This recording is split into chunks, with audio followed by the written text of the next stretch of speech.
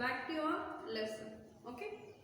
In last class we have discussed about what is settlement and how were settlements began, and we have discussed about nomadic lifestyle. Okay, and we have discussed about a case study of Delhi. Okay, cities like that. Okay, so now let us go to another topic. Okay, what type of places are formed as settlements? Okay, what type of places formed as settlements? See, generally I'll tell you what type of places are formed as settlements. It depends on resources. Okay, it depends on resources, water resources, soil fertility, and underground water.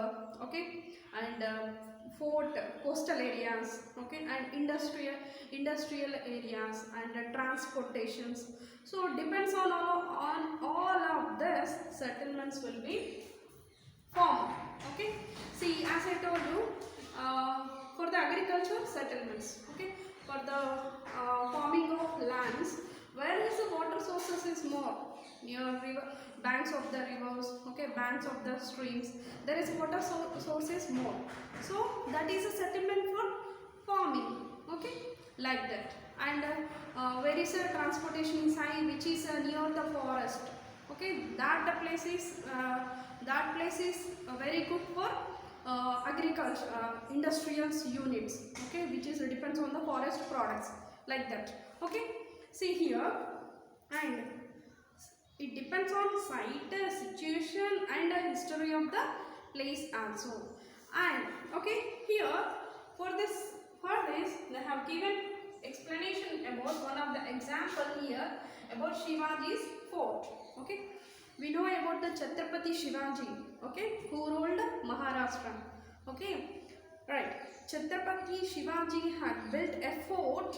That fort name is Pratapgarh, and on a high hill of the area. Okay, you can look it in the figure 7.4. Okay, in the hilly station. Why he selected that area?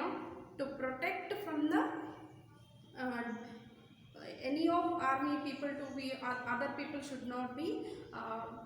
We can see by this much height level, the Chhatrapati Shivaji had built a fort. So from that height, he can see some more acres of the land, acres of the areas he can visible by this fort. It is nothing but protect from the other people to be attack on that areas. Okay, that's why he selected that. And coming to another example here, Visakhapatnam city. Another term nowadays they are calling Vizag also. Okay, Vizag, Visakhapatnam is similar. Okay, Visakhapatnam city. As like Delhi, it is also an old city. Okay, it is also an old city. Okay, when the British colonial ruling times, they started off using these place as their they are using as a central, and they are from these coastal areas, they are doing many business. They are exporting and importing. Okay, importing and exporting many of our products to their areas. Okay, like that. So by coastal place, Visakhapatnam is a coastal place like other cities, Mumbai like that. Okay, and due to these coastal areas, Visakhapatnam has been developed, become a big city. Why? Because due to these coastal areas, many business transactions, and it is connecting to the other countries, connecting to the many other countries, and exporting is very easy by the waterway. Okay, by the waterway, because when the colonial ruling times, the exporting of the goods not by the these cargoes and all, which is used by aeroplanes cargoes. At that time, importing of the goods only by the waterways only. Okay, so that's why. And even Mumbai city also has developed now. It is become a big city, right? And okay, so at the time of 19th century, British and the French people, okay, British and French people have a naval battle for occupying this Vizag place. Sorry, Visakhapatnam place. Okay, they had a naval battle also. Okay, see here, if you see the page number 92, they gave here population of Visakhapatnam. See here, the decades they gave from 1901 to 2011. Okay, how the population is increased, and in the percentages also they have given in the table in this. Okay, see, when the city is grown up, the urbanization will be start and the migrations will be come to the city places to find their works. So like in that way population will increase. Okay, so when the population is increased, when the facilities will increase, okay, nothing but that is developing of that city. Okay, here if you clearly observe this, okay, if you clearly observe this table, you have to answer these all the questions.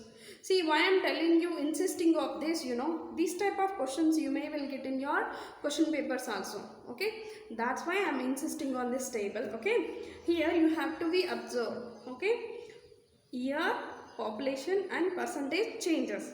So based on the study of this table, we have to be answer these questions. Okay, in the population data given in the table, the percentage reported for every decade. Okay, if not, which decades data is not reported here? See, first 1901. Okay, 1901. Okay, is not reported. Okay, see, in the population data given in the table, are the percentage reported for every year decade? No.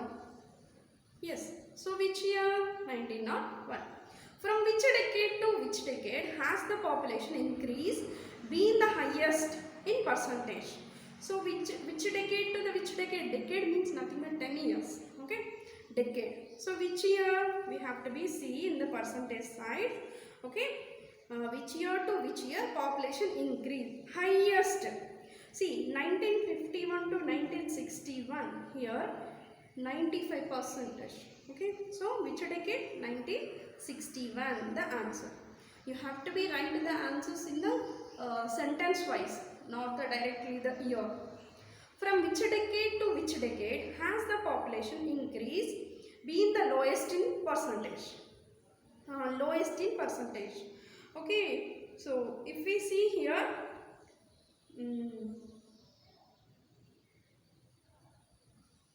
lowest percentage, yes, here 1921 to the 1911 to the 1921, there is lowest percentage in 1921.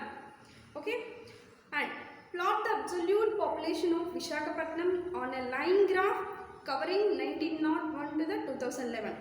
Okay, here we have to be draw a line graph. Okay, we have to be use the x-axis and y-axis. X-axis I am taking the years and y-axis the percentage, and 1901 there is no, they did not mention the percentage, right? So that's why I did not. And the next years, like that, if we point out the how much percentage, we will get in a graph. Okay, that. And here, excuse me,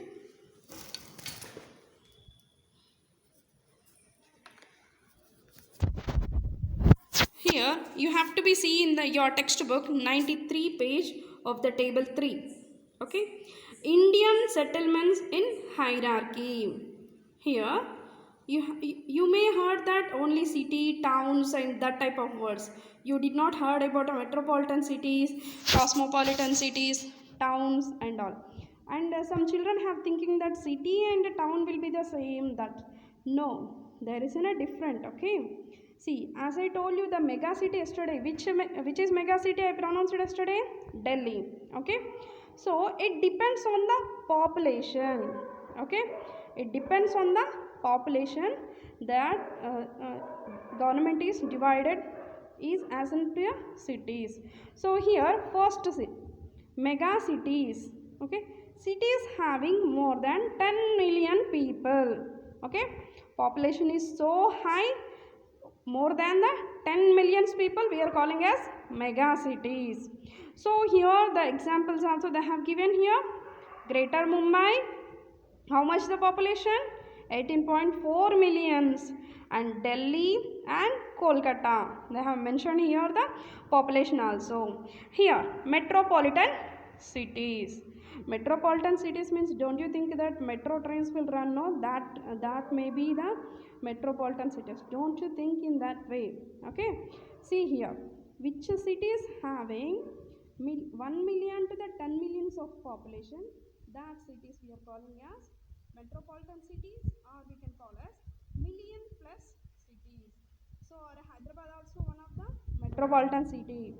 Why? Because here see the population 7.2 million. Chennai and Ahmedabad also. Okay, here. And cities or class 1 cities. Okay, urban areas having the population between 1 lakh and 1 million. Okay, and see towns, urban areas having population between 5,000 to 1 lakh. And revenue or census village means our villages. Hamlets, a group of houses like our tandas. Okay, like that we are calling as hamlets. So by this knowing, our Nizamabad is town or revenue town. Is it a city? No, not a city. Only it's in a town. What about our Tichpalli? It's nearly reaching to the town. Okay. Our Hyderabad, it's in a metropolitan city. Delhi, mega cities. Okay. Okay. I'll continue the topic to the next.